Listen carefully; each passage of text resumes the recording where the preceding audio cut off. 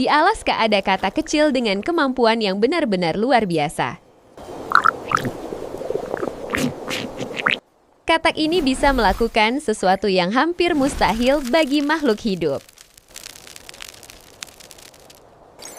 Saat suhu turun drastis, tubuhnya membeku total seperti patung es.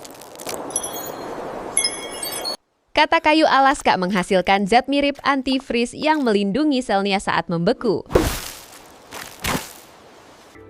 Ketika tubuh mereka mencair, mereka hidup kembali dan bisa melompat seperti biasa. Adaptasi ini menunjukkan betapa menakjubkannya cara alam menjaga kehidupan.